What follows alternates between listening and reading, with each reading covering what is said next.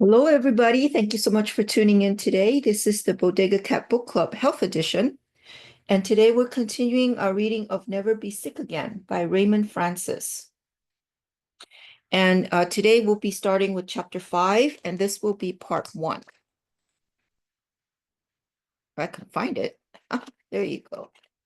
Okay, I'm just going to move the camera in a little bit so you guys can follow with our Zoom here, or if you have your own book, you can follow it in your book.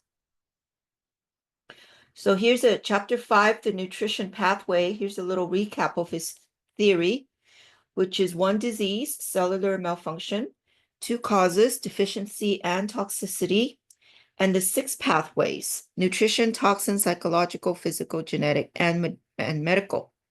So we're going to start with nutrition today. Oh, we'll move it a little bit closer.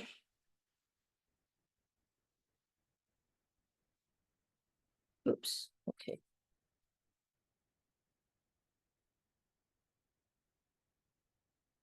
Let's see here. Oh, sorry about that. I want it just right. Okay. The well-nourished American is a myth. Despite the high level of education and the abundance of available food, many people make poor food choices and are badly nourished. The average human diet, nutritionally unfit for rats, must be equally unsatisfactory or even more so in meeting human needs.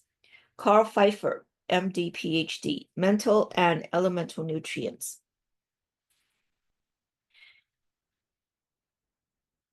Meet Elizabeth. For 8 years, Elizabeth has waged a losing battle against chronic fatigue. She suffers from painful arthritis with measurable bone loss in one shoulder, and she takes powerful pain medications daily. Overcoming exhaustion coupled with the pain prevent her from working or participating in meaningful activity. She has seen numerous medical doctors and alternative practitioners, but she's not improving. After hearing me speak at a chronic fatigue support group, Elizabeth reached out for my help. Within a few months, Elizabeth's pain was gone and her energy was soaring.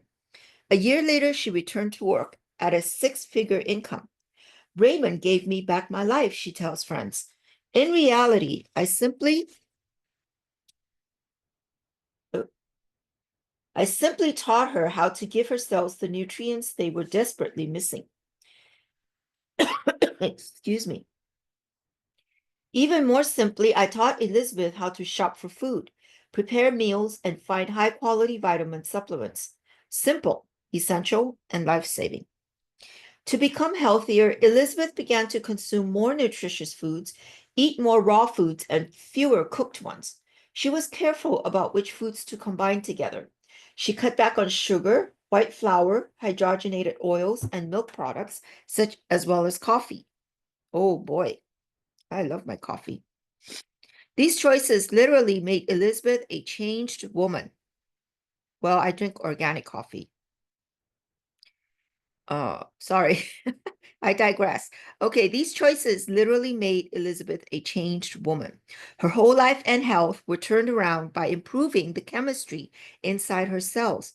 Her fatigue and arthritis pain gradually disappeared, and she actually repaired much of the damaged bone tissue in her arthritic shoulder. In various forms, Elizabeth's story of declining health is played out millions of times each year in this country.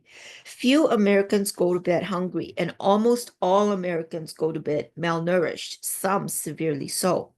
This concept may be difficult to accept because we typically envision malnourished third world people with distended bellies and listless eyes. In truth, quote, well-fed Americans, including those, or perhaps especially those who are overweight, are starving for the kinds of food needed to become and stay healthy. Most of us eat the wrong foods. I call them make-believe foods that do not meet the needs of our cells. In fact, 90% of the typical American food budget is spent on make-believe foods. Most of us spend lots of money and lots of time shopping for and preparing meals that are in small and large ways killing ourselves, creating disease and shortening our lives. We shop in supermarkets full of empty calorie foods. We buy foods that have been so mishandled that they no longer offer the nutrition we think we are buying. We prepare and cook our foods in ways that destroy their nutritional value. Nearly all of us, from junk food junkies to health conscious consumers, are being misled into believing that low fat products and typical supermarket meat and produce can build a healthy diet. Consider, too much of our diet is created from an officially approved Big Four list of foods that fail to nurture our bodies and also create toxins that sicken us. The Big Four: sugar, white flour, processed oils, and milk products. Even foods touted as healthy, such as multi-grain breads, usually contain impoverished flours. As a side note, I shop almost exclusively at Trader Joe's because Sprouts is a little expensive out of my budget. I only go there when there's nothing at Trader Joe's, when the item I want isn't at Trader Joe's. But even at Trader Joe's, you have to read the labels.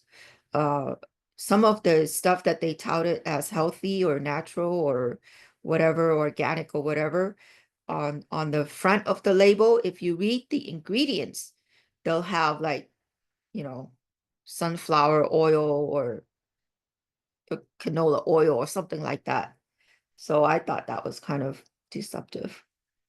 Anyways, I digress. Okay, we eat the cells of unhealthy plants and animals, which cannot create healthy cells in our body. Pigs and other livestock are fed toxic diets. Chemicals used during growing, harvesting, processing, transporting, and storing diminish nutrients in produce. In no way can such foods support our cell chemistry. Too little of our food, virtually none for many people, is eaten raw.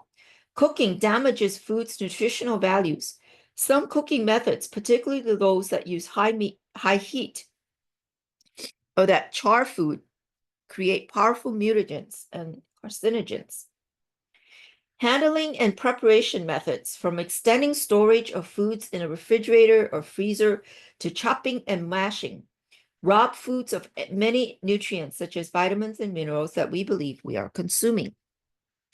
The average person preparing a meal damages and destroys the power of the food, even food the individual considers to be fresh. Commercial practices used to supply food from farms to supermarket are overwhelmingly destructive.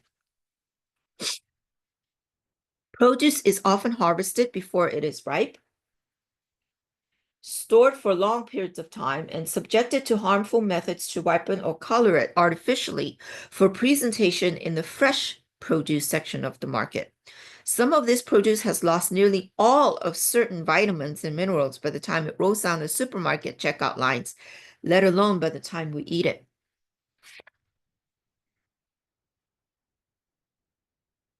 The way we eat our foods, even how we chew, often prevents us from realizing the best nutrition, even from good diets.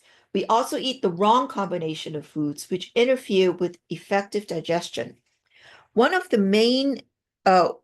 of the vitamin and mineral supplements sold today are of poor quality and not worth what you pay for them. They do not provide us with the nutrients we think we are buying. I've often wondered about the vitamins and supplements because that's $1 billion industry. It would be nice to have a certified lab, and just test them, see what's in it. But right now, I don't have one. I don't have a lab. And doing it outside, it's very expensive. Anyways. Oh, okay, starvation on a full stomach. According to the State of the World 2000 report from the World Watch Institute, the world is in the midst of a nutrition crisis. In the developed countries, 1.2 billion people, including most Americans, are now starving and undernourished because they are overfed with too much of the wrong foods. The average American diet does not support the biological needs of human cells. We try to achieve the impossible. We try to maintain health while eating a diet that cannot provide health. Although our stomachs may be full and our bellies are fat, Malnutrition is our leading cause of disease. Ultimately, any level of malnutrition creates susceptibility to disease. However, when we suffer health problems as a result of poor nutrition, almost always we blame our illnesses on aging or on faulty genes rather than on its true cause. We are indeed what we eat. That cliche should guide all choices we make about the foods we consume. And that physician Hippocrates said, "Let thy food be thy medicine." The average person, however, is poorly informed and confused about what to eat, how to eat, and what to avoid. Misinformation tossed about by food manufacturers and even by physicians overwhelms the consumer. Few people truly understand how food helps or fails to keep them healthy. And I think that's probably by design to keep us confused. And like the food pyramid, that's a bunch of hogwash. And that's been around for what, 30, 40, 50 years. It's seeped into our consciousness because they've brainwashed us so much. Food manufacturers nearly always favor qualities such as shelf life, taste, appearance, and marketability over nutrition and health. Physicians who typically lack nutrition education themselves usually tell us that a standard diet gives us all the nutrition we need. With such misinformation, we tend to make irrational and harmful decisions. A diet that focuses on anything other than meeting the nutritional needs of cells allows your body to get sick. The 4 worst food choices comprising the bulk of the average American diet and disastrous to the health of our population are: number 1, sugar; number 2, white flour; number 3, processed oils; and number 4, milk products. Oh boy, I got some work to do on the milk part, even though I drink organic milk. Consuming these foods, especially as a large part of the diet and over time, is virtually guaranteed to cause disease. They provide little nutrition and are toxic as well. If every American were to stop eating these foods, our epidemic of chronic diseases would decline dramatically. Problematic in their own right, the real harm caused by these 4 food failures comes from the fact that we eat them repeatedly, day by day, meal by meal. It's the accumulation of these foods that make us sick, isn't it? As highly as we might think of ourselves, on a physical level, we are nothing more than an organized mass of about 75 trillion cells, all constantly demanding nutrients. If we consistently choose the big 4, sugar, white flour, processed oils, milk products, or foods containing these ingredients, we cannot hope to meet the needs of our hungry cells. Every time you choose an organic, fresh, unprocessed food instead of one of the big 4, you're doing yourselves and yourself a great service. Let us have a closer look at the big 4. Sugar wreaks havoc. Sugar is a big thing. They say it's more addictive than cocaine. Ooh. I cut off sugar about 30 years ago when I saw my mom. She had diabetes and was on insulin, and eventually she had kidney failure and had to be on dialysis for about 10 years. So just seeing her, the way she ate, she loves to eat, especially rice, because in the Chinese culture, rice is a big staple in our culture.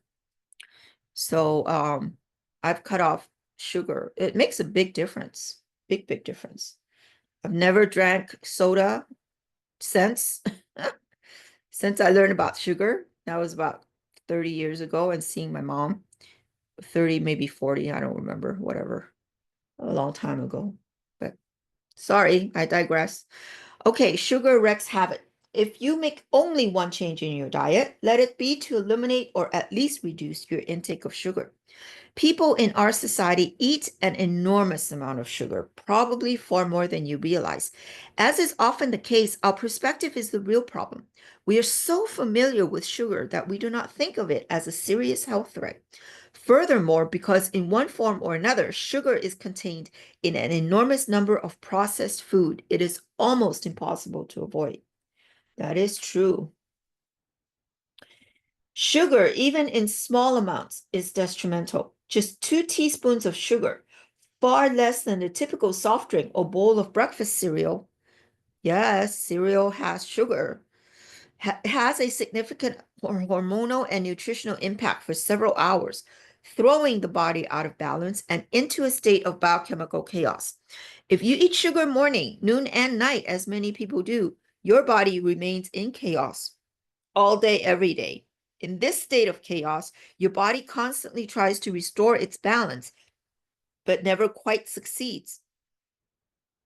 Sugar is so damaging to all chemistry that in his 2000 book, Fit for Life, A New Beginning, Harvey Diamond calls refined sugar a deadly, virulent poison.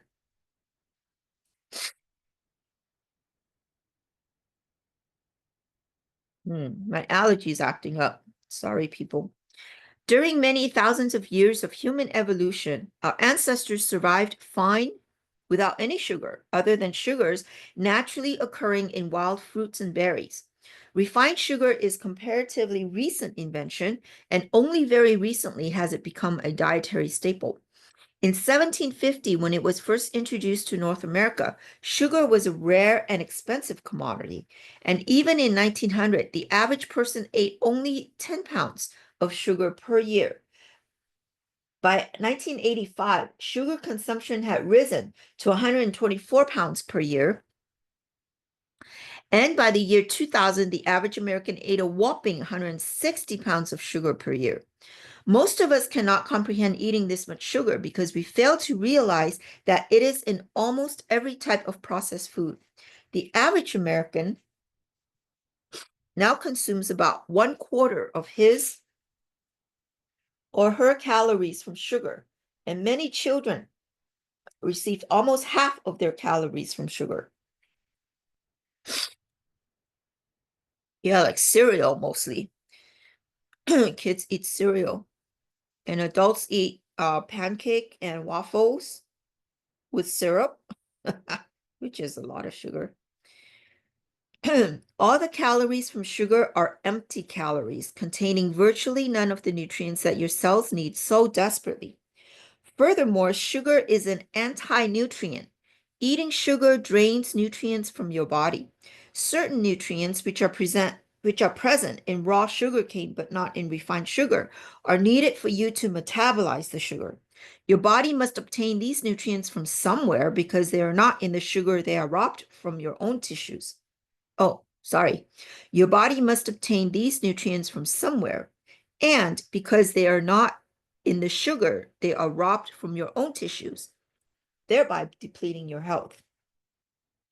Sugar consumption contributes not only to the more obvious health problems such as diabetes and tooth decay, but also to heart disease, osteoporosis, and immune dysfunction. If you want to avoid colds, or if someone in your body is coming down with a cold, eliminate sugar. Our society constantly worries about the relationship between high cholesterol animal products and heart disease. Yet, sugar is a more serious cause. A study by A.M. Cohen, MD, published in a 1961 issue of the medical journal Lancet, reports that Jews from Yemen were noted to have very little heart disease, even though the diet in Yemen is typically high in animal fat. When these Jews moved to Israel, where a lot of sugar is common in the diet, rates of heart disease increased dramatically. Being an anti-nutrient, sugar also causes calcium to be lost in the urine, forcing the body to remove calcium from the bones in order to keep the blood calcium levels within normal limits. By taking the calcium out of your bones, eating sugar contributes to osteoporosis. People concerned about or already suffering from osteoporosis should eliminate sugar from their diet. Eating sugar causes deficiencies of a number of minerals, including calcium, chromium, magnesium, and zinc. When you do not have enough minerals, your body has difficulty producing sufficient digestive enzymes needed for good digestion. Undigested food particles can enter into your bloodstream, creating serious problems such as allergies and immune deficiency diseases. This is why foods consumed with sugar, such as wheat, corn, milk, and eggs, become the most common allergens. So allergens are caused by undigested food particles. Okay. If you enjoy your foods and do not want to become allergic to them, learn to avoid combining them with sugar. In this modern age of AIDS, autoimmune and other immune system diseases, sugar creates special problems. Sugar damages the cells of our immune system. Sorry. Sugar damages the cells of our immune system, creating susceptibility to colds, flu, and other immune-related diseases. Sugar also plays a crucial role in the development of diabetes. The mechanisms for controlling blood sugar become faulty when high levels of sugar are present in the diet. Sugar also causes a calcium phosphate imbalance, which makes the body less capable of breaking proteins down into the amino acids that are required to make essential body chemicals. Even traditional doctors acknowledge that sugar causes tooth decay. Historically, natives who had little exposure to the civilized world and refined sugar had almost no tooth decay. Sugar is bad enough by itself, but also it is a dangerous partner. You should especially avoid combining sugar with protein, such as a sweet dessert after a steak dinner or orange juice with eggs in the morning. Okay. I've seen people do that, orange juice with eggs in the morning.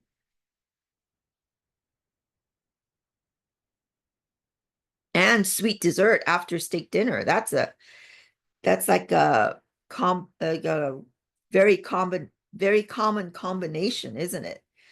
You eat a steak dinner and then you have a little tiramisu or dessert. Interesting. In combination, they react and form damaging compounds called AGEs, advanced glycation end products. AGEs may even form within your foods before you eat them. If sugar and protein are cooked together, such as baked foods containing eggs and sugar, or a ham baked with brown sugar on top, these AGEs are known to promote heart disease, blood pressure, high blood pressure, cataracts, and arthritis. Eating refined sugar is destructive to human health because it causes vitamins, minerals, and hormones to become imbalanced, which throws the body into biochemical chaos for several hours. The body, desperately scrambling to right itself, depletes itself of vital nutrients.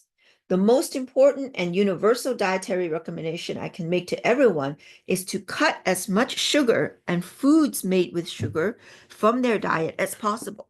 Those children who are consuming up to half their calories as sugar become sitting ducks for infections and future problems such as diabetes, osteoporosis, cancer, arthritis, and heart disease. Eating sugar is death by installment. Wow, that's a pretty powerful sentence. Eating sugar is death by installment. Wow. White flour, quick, inexpensive, and destructive.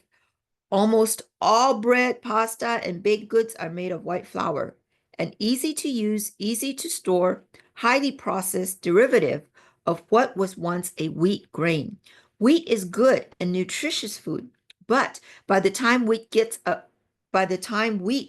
ground up and processed into white flour, it bears little resemblance physically or nutritionally to wheat. White flour contains little nutrition, is toxic, and is an anti-nutrient like sugar. Yet the average American consumes more than 200 pounds of white flour every year. Almost all of the nutrients once contained in wheat are lost in the process of creating white flour, including 60% of the calcium, 77% of the magnesium, 78% of the zinc, 89% of the cobalt, 98% of the vitamin E, 80% of vitamins B1 and B3, and 75% of the folic acid. Wow, that's a lot of vitamins that are stripped. Also lost are the essential fatty acids and fiber. Worse still, many nutrients are needed in order for your body to metabolize the flour for energy. Because the flour does not contain those nutrients, your body is robbed of the nutrients, similar to what happens when you eat sugar. In 1941, severe nutritional problems prompted our government to pass legislation requiring that certain nutrients be added back to the flour. Enriched flour was born. White flour has lost more than 25 known nutrients. A handful are added back, yet we still call flour enriched instead of perhaps impoverished. We did not have nutritional deficiency in mind when we started making white flour. We made it because it does not spoil. It keeps practically forever, which makes white flour an ideal food to feed people in big cities. However, the malnutrition problem with flour is serious. Our bellies are filled in the form of hearty pastas and breads, but all those empty calories do not even come close to fulfilling our needs for nutrients, thus contributing to deficiency. Worse, flour also contributes to the other cause of disease, toxicity. White flour contains almost no fiber, which is essential for proper bowel movements and toxin removal. Eating too much flour and not enough fiber is associated with constipation, hemorrhoids, colitis, and rectal cancer. Avoiding white flour is not easy because it is in virtually all breads, pastas, cakes, cookies, crackers, breakfast cereals, pizzas, and pastries. Oh my gosh. Oh, geez. You kind of get depressing after a while. It's like, what can we eat, right? Wow. But when you realize that flour causes disease, cutting down on the refined flour products you consume is worth the effort. A plate of pasta with vegetables can no longer be considered a good meal. The vegetables are good, but the pasta is not. Choose whole grains or beans instead. We try to, we've switched to, like I'll try to eat quinoa rice or brown rice instead of white rice. If I do eat white rice, it's like once a year. It's not even that often anymore. Pastas, we try to get organic, like brown pasta or, whole wheat pasta or something like that. I don't know if it makes any difference, but at least it's somewhat better, I think, than the white pastries, right? White pastas. The real health threat from white flour comes not from any single meal, but because we eat so much of it, one or more meals a day, every day. We also need to keep in mind that many other grains frequently are refined, such as those in multigrain breads and cereals, and are reduced to little more than empty calories. Oops, sorry. Book is not straight. Any grain that is finely ground and stripped of fiber and other nutrients is a poor nutritional choice because essential nutrients have been lost, which most people do not realize. I cannot tell you how many times I've talked to people who proudly describe their healthy whole grain diets.